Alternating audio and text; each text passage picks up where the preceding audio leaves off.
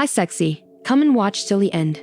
Titan International's 400,000-gallon Palacios, Texas oil leak damaged the Gulf Stream and a local fishing village. Fishing is impossible since the local fish are deformed and worthless. Since fishing is their major industry, this is awful. Many unemployed fishermen clean the water on their boats. This harmed Sharko, a former boater. A dispersant blast from an aircraft caused him to dizzy and fall off his boat while cleaning it. This caused chemicals to appear on his face. He now has scars on half his face, an oxygen tank extension, and a blind eye. Due to a handicap, he can no longer work as a fisherman, although he was known as Sharko since he caught enormous fish and white sharks. Sharko spends his leisure time collecting oil-killed animals on the seashore and delivering them to Titan International's headquarters via snail mail so they may stink up. He also enjoys drinking at the Fisherman's Dive pub. One day, a fisherman claims that a school of mermaids surrounded his boat and attacked him, but no one believes him despite his odd stomach wounds. When the fisherman returned to the sea, Sharko speaks out. He believes there will be no more catches, so quit lying to yourself. Titan International deployed aircraft that dropped chemicals to seem helpful, but it would be foolish to expect more today. The senator who declared on national radio that they were working on it has had a lot of support from Titan International. So he is lying to make himself seem good and go to the White House. Sharko is irritated after the chat and sits in his vehicle to calm down. Breezy wants Sharko's unused boat, but Sharko vividly recalls the last time they attempted to work together. Breezy kept him waiting for 2 hours, and Sharko had to discover that Breezy had been detained. As Breezy yells at him, Sharko drives away. Sharko drinks in front of the TV every night. He turns on the radio to hear what other fishermen are doing when he misses the sea and cannot sleep. Sharko feels too enraged to hear that it is a great beach day. He departs instead. Sharko tosses an oily fish into his pickup on the seashore. He leans closer to investigate a shriek from the rocks as he prepares to depart. The mermaid is oil-covered. Sharko pokes the mermaid with a tree branch to check on her. Sharko covers her corpse under a cloth and carries it home. He struggles to pull the mermaid and his oxygen tank inside, but he succeeds. He fills the tub with ice and puts the mermaid in it while listening to the radio again, as he would to keep fish alive. Other fishermen have caught fish, but they are all shattered and unusable. Sharko looks in the mirror and covers his scars to recall his pre-injury appearance. Sharko dances around the house after catching a mermaid. The phone interrupts him. Another lawyer wants to help him sue Titan International. Sharko hangs up immediately because he does not want to repeat his sorrow for money, and no trial would restore him to his previous life. Sharko hears a peculiar sound from the restroom while drinking and watching TV in the evening.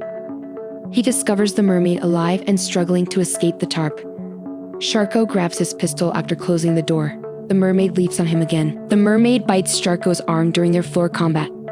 Luckily, he brought a rope to rewrap her and bind her to the tub. Sharko raises his rifle at her and considers murdering her.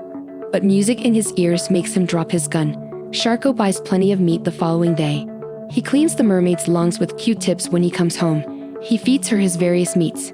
After cutting a hole in the net, Sharko feeds the mermaid raw steak. He promises to return for supper after using the restroom. Sharko hears the tune in the restroom while watching TV at night. He brings the TV into the bathroom to watch a program with the mermaid. Sharko quotes bonanza phrases at the mermaid. This program helped his father learn English. Sharko falls asleep in the tub, unaware that the mermaid has been touching him. Sharko awakens at night to a peculiar sound.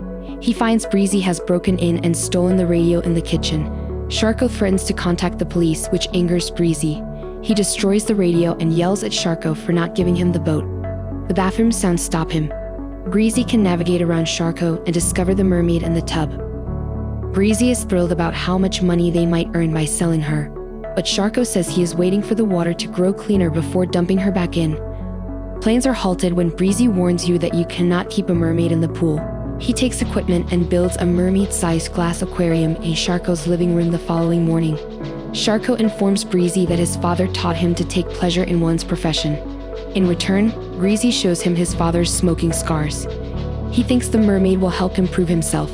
Sharko must warn him not to talk about her, or they will abduct her. Sharko suggests they be captain and deckhand again to calm Breezy.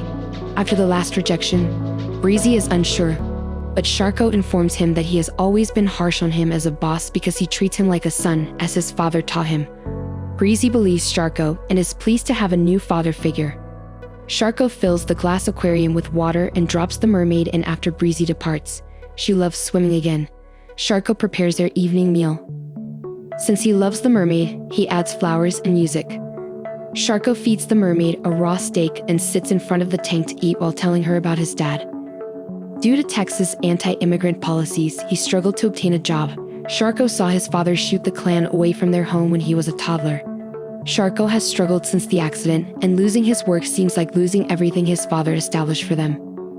Sharko hears music and sees odd women while talking. Sharko opens the door to see the image of the lady standing there.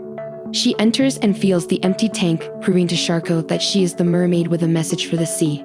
Everyone thanks Sharko for protecting them and being the only one who understands how harmful the oil is.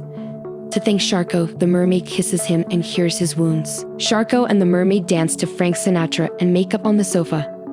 As he tells the mermaid thousands of fishing tales, he pulls off his shirt to show off his new muscles. Sharko informs her that he no longer wishes he had perished when he fell off the boat now that he has someone who loves him. Sharko spots automobiles in front of his residence some hours later. He orders the mermaid inside while he investigates. Sharko seems scared, showing he has been hallucinating. The fishermen, who came because Breezy informed them about the mermaid, own the automobiles. Since they caught nothing, Sharko was correct about the sea. They believe Sharko should capture the mermaid as a Groot to sell her and earn food again. Sharko fires the earth to frighten them away when his no fails. He repeats that he is the Water King and threatens to shoot them all. Fearful fishermen depart. Sharko returns to the tank where the mermaid is swimming. Her music still drives him wild, and he can still hear her concern in his thoughts. Sharko promises the mermaid they will always be together and invites her to swim. Sharko imagines them diving into the sea together at the beach as he climbs the ladder to the tank. He climbed the staircase and leaped into the tank, where the mermaid caught and ate him. The end. See you later, sexy.